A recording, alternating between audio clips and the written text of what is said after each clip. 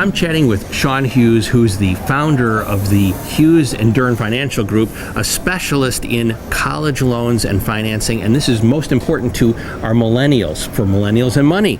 Now, millennials may get that bill. I know I've got college-age kids, and that first one comes, and maybe it's online, maybe it's in the mail. How do we deal with that first shock of that first bill?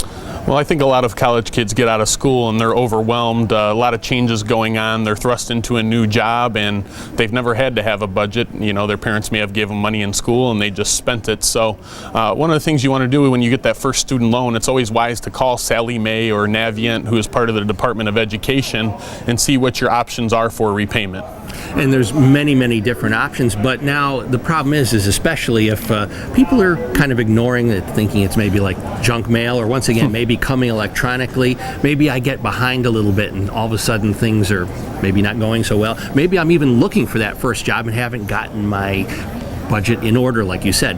What are the problems, though, that getting behind can be when you have student loans? Well, the problem with getting behind is that it could negatively affect your credit, which could affect your ability to get a loan or a mortgage or even a new cell phone plan when you want to do those things.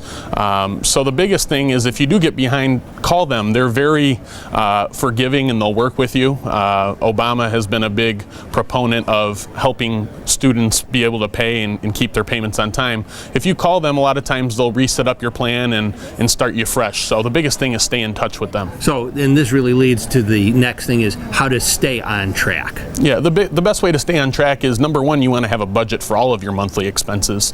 One of the other things that I will mention, the Department of Education does offer what's called an IBR, income-based repayment plan, where you only have to pay up to 10% of the income you make. So if you're making $300 a month, you're only going to have to pay $30 a month towards your student loan. So that's another option to look at, but you just want to stay in touch with them and see where you're at with your plan. Obviously, if you can make the full payment, you want to do so, because nobody wants to have a student loan payment when they're 50 years old.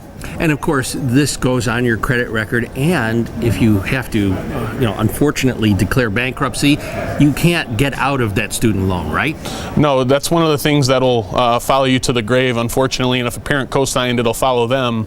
So we want to be responsible with student loans. That should be your first priority, and always number one priority is getting out of debt. So great. Well, thanks so much for joining us, Sean. This was really great stuff. Thanks for having me.